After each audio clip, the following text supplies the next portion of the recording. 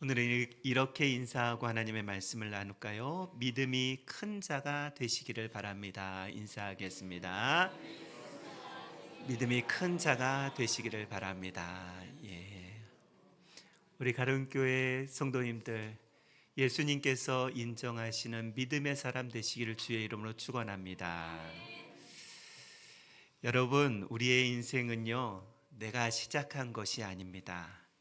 나를 이 땅에 보내신 분은 하나님이시고요, 내 인생을 시작하신 분은 하나님이신 줄로 믿습니다. 나를 죄에서 구원하셔서 자녀 삼으신 분도 하나님이십니다. 그래서 성경은요, 하나님은요, 세상이 시작되기 영원 전부터 나를 계획하셨다라고 그렇게 말씀합니다. 우리가 잘 알고 있는 예레미야 1장 5절의 말씀에 보면, 내가 너를 모태에서 짓기 전에 너를 알았다. 내가 배에서 나오기 전에 너를 성별하였다 라고 그렇게 말씀하고 있습니다. 이런 말씀을 대할 때마다 인생의 시작이 내가 아니라 하나님이 내 인생을 시작하셨다라는 사실을 늘 깨달을 수 있기를 바랍니다. 그렇다면 우리는 질문이 한 가지 생길 것입니다. 하나님, 왜 나를 이 땅에 보내셨습니까? 하나님의 계획과 하나님이 나로 향한 뜻이 무엇입니까? 라는 그런 질문이 있어야 될 것입니다.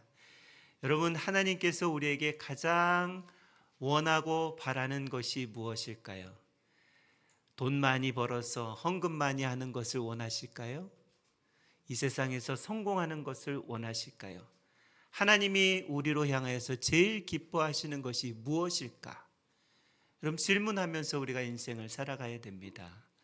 하나님이 제일 우리에게 원하시는 것은요, 우리가 죄인된 사람임에도 불구하고 하나님은 당신과 동행하시기를 원하고 계시다라는 사실입니다.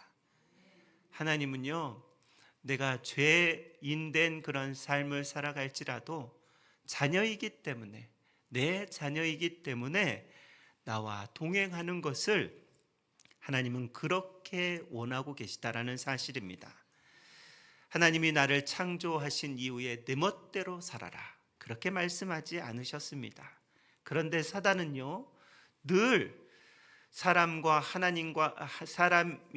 하나님과 관계없이 내 인생 내 멋대로 살아, 네 인생 네 것이지 않냐라고 그렇게 유혹하고 있습니다. 여러분, 사람은 하나님 그 유혹에 넘어가서요, 하나님과 분리되어서, 그리고 하나님과 독립하여서 자기 삶이 자기의 것인 양 마음대로 살아가는 사람이 이 땅에 얼마나 많은지 모릅니다. 하나님을 떠난 인생, 여러분 어떨까요? 우리는 잘 모르겠어요. 저는 잘 모르겠어요. 하나님을 떠난 인생이 어떤 삶을 살아가는지 잘 모르겠어요. 왜냐하면 하나님을 떠나본 적이 없어요. 그렇지 않습니까? 여러분, 하나님을 떠나본 적이 있어야 무슨 하나님을 떠나면 어떤 삶을 살아가는지 알 거 아니에요. 우리는 하나님을 떠나본 적이 없기 때문에 하나님을 떠나면 어떤 삶이다라고 정확히 알지 못합니다. 그런데요, 옆에서 들려오는 말씀들을 들어보면 하나님을 떠난 인생은 늘 외롭고 부족하고 공허함을 느낀다라는 것입니다. 맞는 대답일 것입니다. 하나님 없는 인생은요, 공허함의 연속이고요, 하나님 없는 인생은요, 만족함이 없습니다. 무엇인가 채워도 채우지 못하는 갈증이 하나님 없는 인생입니다. 왜냐하면 우리가 하나님으로 만족하는 인생으로 창조되었기 때문에 그렇습니다. 저와 여러분이 하나님 없으면 만족이 없는 인생을 살아가게 된다는 것이죠. 그래서 하나님을 떠난 사람들은요, 뭔가 세상의 것들로 내게 가득 채워보려고 노력을 합니다. 채우면 채워질까? 만족이 있을까? 이것저것 채워보지만 하나님 없는 인생은요, 하나님 떠난 인생은 만족이 없고 갈증만 있다라는 것입니다. 우리의 인생의 방황은 주님 만나면 끝나게 되는 줄로 믿습니다. 우리의 인생의 공허함의 끝은요, 주님 함께 하시면 우리의 인생의 공허함은 끝이 나게 됩니다. 이 땅에서 우리의 삶이 무엇일까? 도대체 우리의 인생이 무엇일까? 삶이란 무엇일까? 여러분, 이 질문 앞에 우리는 정확히 이야기할 수 있어야 됩니다. 나는 주님과 동행하면서 천국을 준비하며 살아간다. 정답을 이야기할 수 있어야 돼요. 그리고 그 정답처럼 살아가야 돼요. 이 땅에서 삶이요, 세상의 잡동산으로 막 채운다고 우리에게 채워지는 것이 아니에요. 우리가 정말 만족을 누릴 수 있는 것은 주님과 동행하면서 천국의 삶을 준비하며 영원의 삶을 준비하며 살아가는 삶이 바로 저와 여러분의 삶인 줄로 믿습니다. 그렇지 않는 삶, 주님과 동행이 없는 삶은요, 실패한 인생을 살아가. 아무리 예수를 오래 믿었어도, 아무리 큰 직분자라 할지라도 예수와 동행이 없는 사람들은 실패한 인생을 살아간다라는 것이죠. 자꾸 사단이요, 우리에게 하나님께 눈을 두지 못하게 하고 하나님께 집중하지 못하게 하고 세상에 빠지게 합니다. 사단의 전략입니다. 사단이요, 우리에게 고난 그렇게 주지 않습니다. 심한 고난 주지 않아요. 왜냐하면 사단도 잘 알아요. 우리가 심한 고난을 당하면 예수님 앞에 납작 엎드린다라는 사실을 사단도 잘 알아요. 그래서 우리에게 심한 고난, 어려움 주지 않아요. 달콤한 것들을 주죠. 돈을 줍니다. 명예를 줘요. 그리고 성공을 줘요. 그리고 자식 잘 되는 일들을 줘요. 그것에 취해서 하나님 바라보지 못하게 하는 전략을 사용하고 있다는 것입니다. 저와 여러분들이요, 작은 믿음일 때 하나님 뭔가 하나 응답해 주시면, 우리 자녀 잘 되면, 또 뭔가 내가 생각한 대로 풀리면, 하나님 응답해 주셨다, 감사하다, 이렇게 반응하지요. 맞는 반응입니다. 그런데 신앙이 낮은 사람들의 반응이 그렇다는 것이고요, 신앙이 좋은 사람의 반응은요, 어려움이 찾아왔을 때 이 또한도 하나님이 나와 함께하고 계심을 믿고, 이 또한도 내게 은혜 주심을 믿고 그 어려움 자리에서 하나님을 바라보는 사람이 신앙이 큰 사람이라는 것입니다. 여러분, 인생의 가장 중요한 것은 나를 이 땅에 보내신 하나님을 만나는 것, 그 하나님과 동행하는 것이 이 땅에서 가장 중요한 것인 줄로 믿습니다. 오늘 저는 여러분들과 함께 주님을 향한 큰 믿음이라는 제목을 가지고 말씀을 나누기를 원하는데요, 오늘 본문에 주님을 뜨겁게 만났던 한 여성 기록이 되어 있습니다.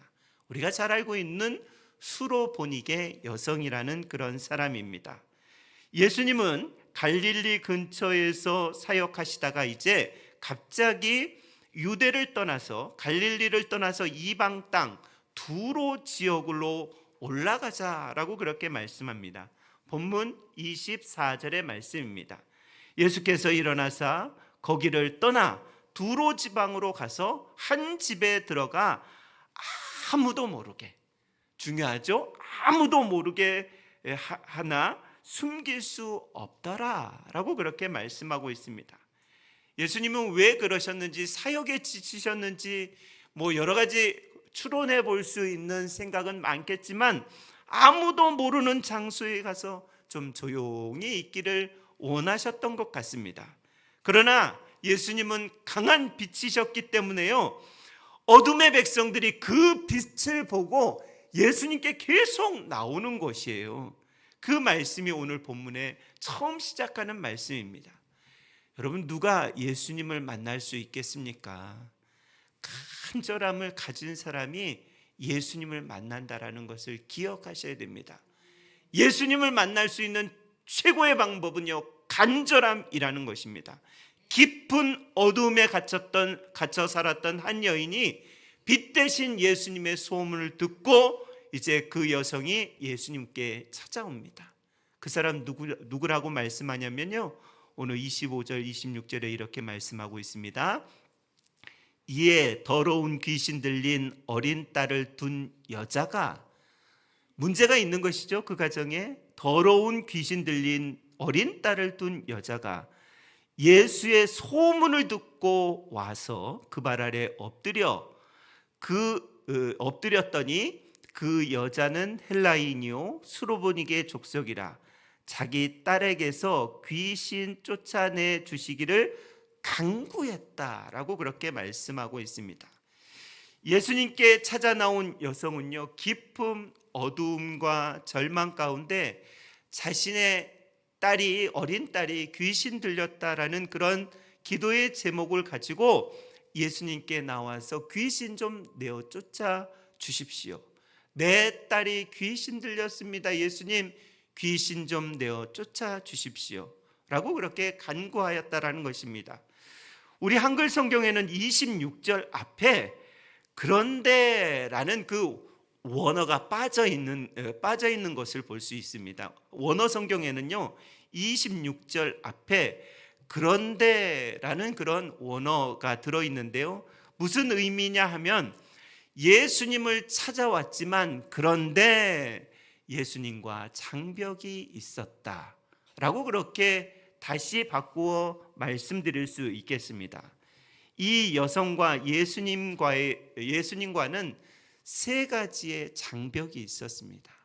우리가 예수님께 나아가면 지금 우리는 예수님께서 어떤 상황과 환경에도 우리를 받아주시지만 그런데 이 여인은 예수님 앞에 나아갈 때 장벽이 가로막혀 있었어요.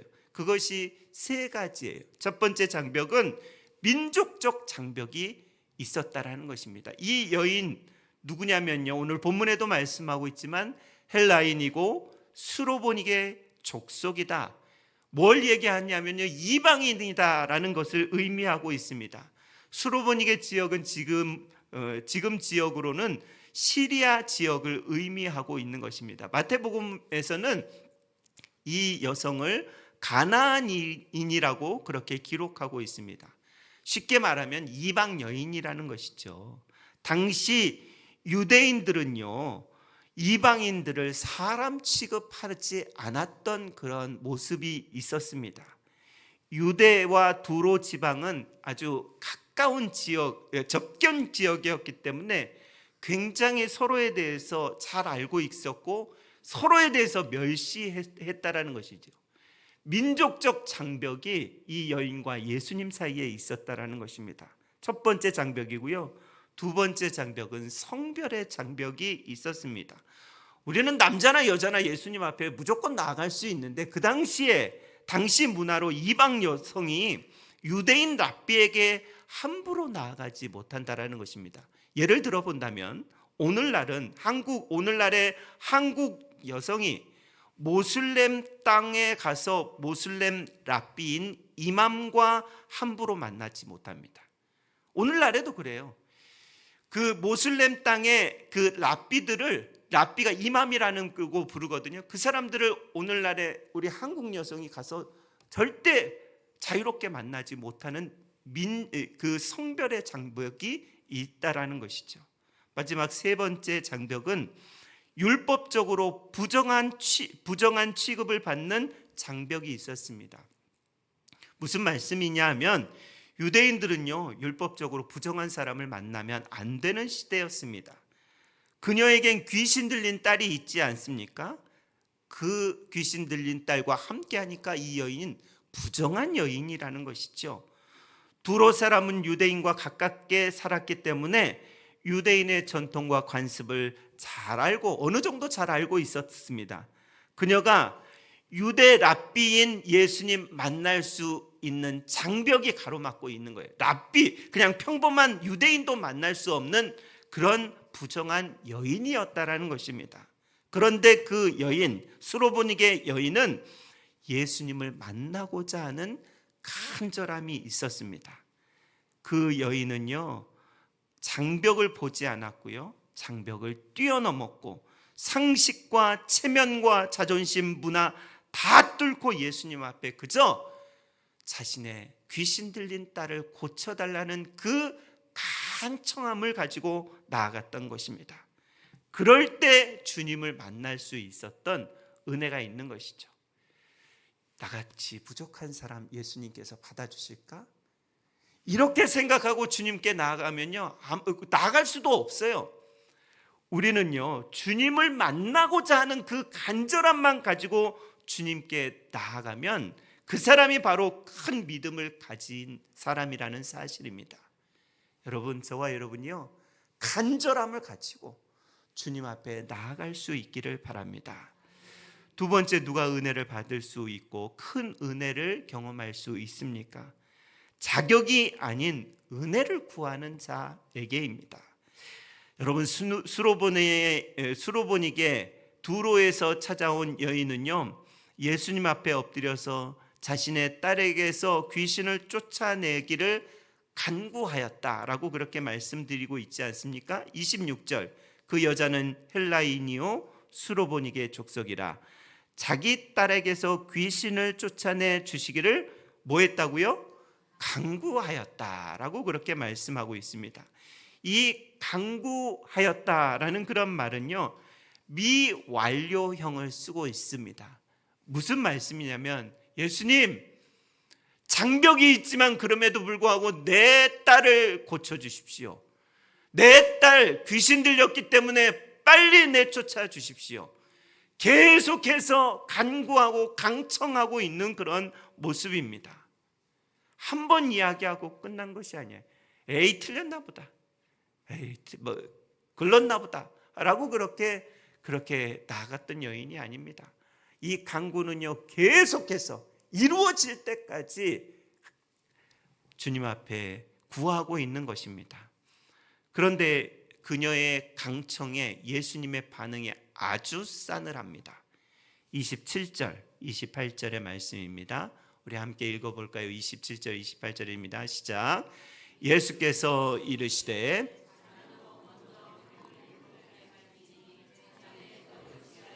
개들에게 던짐이 마땅하지 아니하리라. 여자가 대답하여 이르되 주여 올소이다마는 상 아래의 개들도 아이들이 먹던 부스러기를 먹나이다. 아멘. 여러분, 우리가 보는 예수님과 평소에 우리가 보는 예수님과 좀 다른 면모가 느껴지지 않으십니까? 여러분, 우리가 알고 있는 예수님은 모든 문제를 가지고 주님 앞에 나올 때 용납해 주시고 환영해 주시고 해결해 주시는 예수님으로 알고 있는데, 사랑 많으신 예수님으로 알고 있는데, 그런데 예수님께서 그 강청하는 여자에게 대뜸하신다는 말씀이, 나는 자녀들에게 먼저 떡을 먹어야 한다. 내가 먹일 떡을 개들에게 던지는 것이 마땅하지 않다 라고 그렇게 말씀하고 있습니다. 자녀는 유대인을 의미하는 것이고요, 개는 이방인을 의미하는 것입니다. 지금 수로보니게 여인에게 예수님께서 개 취급하고 있는 것입니다. 얼마나 수치스러운 일입니까? 여러분, 사람이 사람을 무시해도 견딜 수가 없습니다. 그런데 천지 우주 만물을 창조하신 예수님께서 수로보니게 여인에게 여인을 개 취급하고 있는 것입니다.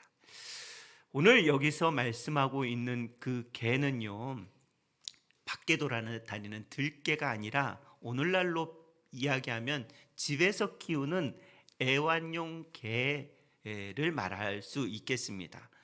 얼핏 보면 거친 비유로 보이는 자녀와 개 비유는 예수님께서 이 여인에게 모욕 주기 위함이 아니다라는 것입니다. 그녀의 마음 가운데요, 정말 자녀를 고치고자 하는, 자신의 딸을 고치고자 하는, 귀신을 내고 쫓고자 하는 그 진짜 믿음이 있는지 확인하고 있는 것이에요. 믿음을 확인하고 있는 것이라는 사실입니다. 이러한 예수님의 모습은 거절이 아니라요, 테스트하고 있는 것이에요. 우리로 이야기하면 이렇습니다. 우리의 간절한 기도의 제목이 있어요. 이거 물러설 수 없는 기도의 제목이 있어요. 그랬을 때 예수님께서 들어주시면 얼마나 좋겠습니까? 그런데 노 하실 때가 있다라는 것입니다. 노, 안 돼 하실 때가 있다라는 것이에요. 그러면 여러분 어떻게 반응하시겠습니까? 예수님께 나아가도 별반 틀릴 것이 없네. 다른 데가 답이 있나 보다라고 다른 데 답을 찾아 나가지 않겠습니까? 여러분, 믿음의 테스트에 잘 통과하셔야 돼요. 기도 응답이 없을 때 포기하지 말고 끝까지 매달려야 되는 이유가 여기 있습니다. 많은 성도들 한두 번 기도해 보고요, 아니면 때려쳐버립니다. 믿음도 때려칠 때가 있어요. 그러면 안 돼요. 포기하면 아무것도 일어나지 않는다라는 것을, 그 시간이 지금 하나님이 내게 주신 믿음의 테스트의 시간인데도 불구하고 그냥 포기해버리고 놔버리면, 믿음을 놔버리면 역사는 일어나지 않아요. 그리고 예수를 전하는 사람에서 예수를 욕하는 사람으로 이렇게 변질되게 된다라는 것입니다. 여러분, 기도 응답이 없는데 기도 계속하는 사람이 큰 믿음 가진 사람입니다. 그렇지 않습니까? 응답이 없는데도 하나님께서 이루실 것을 믿고 기도하는 사람이 큰 믿음 가진 사람입니다. 우리의 기도에 응답이 없어도 반드시 이루실 것을 믿고 계속 이 수로보니게 여인처럼 강청하고 간구하는 저와 여러분 되시기를 바랍니다. 수로보니게 여인은요, 예수님에게 거절당하여서 당황하거나 포기하지 않고 더 한 걸음 더 나아가서 믿음의 모습을 보이는 것이 28절의 말씀입니다. 28절 이렇게 되어 있죠. 주여, 올소이다마는 하지만 상 아래에 있는 애완용 개들도 아이들이 먹던 부스러기를 먹나이다. 이게 무슨 말이냐면요, 주님, 그렇습니다. 나는 개 같은 사람입니다. 그럼에도 불구하고 은혜를 구하오니 내게 응답하여 주옵소서라고 강청하고 간구하고 있는 그런 모습입니다. 이 수로보니게 여인의 대답을 보면요, 아주 특별한 모습이 두 가지 나오고 있습니다. 첫 번째는 이방 여인인 수로보니게 여인이 예수님을 주여라고 그렇게 부릅니다. 주여. 여기서 주여라는 단어는요, 큐리오스, 황제에게 사용하는 엄청난 단어입니다. 주되심을, 나의 주인 되심을 인정하는 고백이고요, 최고의 존경을 드러내는 고백이라는 것입니다. 주님, 당신은 모든 것 할 수 있습니다. 나에게 거절했지만 그럼에도 불구하고 주님은 나의 모든 것을 다 행하실 수 있습니다라는 그런 고백이라는 것입니다. 또 한 가지 특별한 모습이 있다면요, 이 수로보니게 여인이 사용하는 단어를 보십시오. 다 작다라는 그런 단어가 계속 나오고 있습니다. 상 아래에 있는 개도 작은 애완용 개이죠. 아이들도 작은 자이죠. 부스러기도 작은 것입니다. 수로보니게 여인은요, 자신의 고백 속에 자신은 작은 자로, 자격 없는 자로 그렇게 낮추고 있다라는 것입니다. 그렇지만 주님이 주시는 풍성한 은혜 속에 이 작은 자에게도 부스러기라도 주십시오라고 그렇게 간구하고 있는 것이죠. 그녀는 주님에게 아주 풍성한 은혜가 있음을 알았고 상상하지 못할 은혜가 있음을 알았다라는 것입니다. 우리에게도 상상하지 못할 어마어마한 은혜를 주시는 분이 주님이시라는 것을 우리도 잘 알고 있습니다. 그런데요, 여러분, 우리의 자격 때문에 그 은혜를 받는 것이 아니에요. 우리는 자격도 갖출 수 없는 그런 사람임에도 불구하고 주님이 은혜를 거저 주신다라는 사실입니다. 아무리 죄가 많고요, 아무리 큰 실수를 해도 주님은요, 우리의 그 자격을 보지 않고 은혜를 베풀어 주신다라는 것이죠. 수로보니게 여인은요, 나는 이방 여인입니다마는 주님, 저주받은 인생입니다마는 은혜 받을 자격이 없습니다마는 낙심하지 않고 주님 앞에 다시 엎드려서 은혜를 구하고 있지 않습니까? 그녀는 자신의 자격을 근거로 은혜 달라고 하지 않았습니다. 오직 풍성하신 주님의 은혜를 간구하고 있다라는 것입니다. 자격이 되어서 나 하나님 은혜 주십시오라고 그렇게 간구하지 않아요. 지금 여러분, 우리의 태도가 이런 태도가 되어야 합니다. 여러분, 내가 봉사 많이 했으니까 하나님 은혜 주십시오, 이렇게 해서는 안 된다라는 것입니다. 내가 착하게 여지까지 누구한테 해코지하지 않고 살았으니 내게 은혜 주십시오, 이렇게 해서는 안 돼요. 성경 많이 봤기 때문에, 내가 직분 가지고 있기 때문에 은혜 주십시오, 이렇게 요구하면 안 된다라는 것입니다. 나는 은혜 받을 자격이 없습니다, 주님. 그럼에도 불구하고 주님께서 은혜 주시기를 원합니다라고 겸손하게 매달리는 자가 큰 믿음을 가지고 있는 자인 줄로 믿습니다. 여러분, 자격이 있어도 하나님 앞에 나아갈 수 없는 자는 아무것도 없는 사람들입니다. 제가 하나님께 요구할 때, 하나님, 내가 목사니까 나에게 먼저 은혜 주세요, 이렇게 요구하면 하나님 뭐라고 하시겠습니까? 웃기시네 하는 거예요. 지금 하나님이요, 저보고 하나님, 내가 목사니까, 이 가론교회 목사니까 제게 먼저 은혜 주세요, 그러면 하나님 뭐라고 말씀하신다고요? 웃기시네 하는 거예요. 지금 내가 뭐가 돼서 하나님 앞에 요구할 수가 있는 게 아니에요. 그냥 하나님의 은혜가 풍성하기 때문에 그 은혜 좀 내게 허락하여 주십시오. 받을 자격도 없지만 그러나 은혜 주십시오라고 수로보니게 여인이 그렇게 고백했던 것처럼 우리가 그렇게 고백해야 된다라는 것을 지금 오늘 본문은 우리에게 가르쳐주고 있는 것입니다. 은혜는요, 원래 받을 만한 자격이 없는 자에게 공짜로 주는 것이 은혜입니다. 수로보니게 여인은 예수님께서 이방 여인, 개라고 표현할 때 예수님, 왜 당신이 인종차별합니까? 라고 그렇게 하나님 하며 발끈하지 않고 더 납작 엎드려 겸손하게 은혜를 구했다라는 것입니다. 여러분, 우리도 은혜 받을 자격이 없음에도 불구하고 예수님 앞에 겸손히 엎드려 은혜 구하시는 자가 되시기를 바랍니다. 주님 앞에 낮아지고 매달리고 간구하고 강청할 때 그 은혜가 우리의 것이 된다라는 것이죠. 혹여 그럴 리는 없겠지만 혹여 주님이 나를 개라고 표현하셔도, 제가 한번 말씀드렸잖아요. 언제 새벽기도 때인가 한번 말씀드렸는데, 하나님, 나를 마른 막대기와 같은 나를 사용해 주셔서 감사합니다 라고 그렇게 고백했더니 하나님 뭐라고 말씀하셨다고요? 너 마른 막대기 아니야, 썩은 막대기야, 그러셨어요. 제가 얼마나 마음이 안 좋았을까요? 제가 표현할 때 하나님, 나는 마른 막대기와 같습니다 라고 그렇게 기도했더니요, 하나님 제 마음 가운데 주시는 음성이 있었는데, 이 목사, 너는 마른 막대기도 못돼, 썩은 막대기야, 그렇게 말씀하셨을 때 제 마음이 얼마나 서운했을까요? 그런데요, 제 마음을 고쳐먹었어요. 그렇습니다, 주님, 썩은 막대기보다 못한 저를 사용해 주셔서 감사합니다. 제 마음을 고쳐주시더라니까요. 여러분, 우리가 은혜 받을 자격이 없습니다. 그럼에도 불구하고 겸손히 엎드려 이 수로보니게 여인처럼 강청할 때, 간구할 때, 그럴 때 큰 믿음을 가지게 되는 줄로 믿습니다. 큰 믿음을 보일 때 응답은 거저주는 것입니다.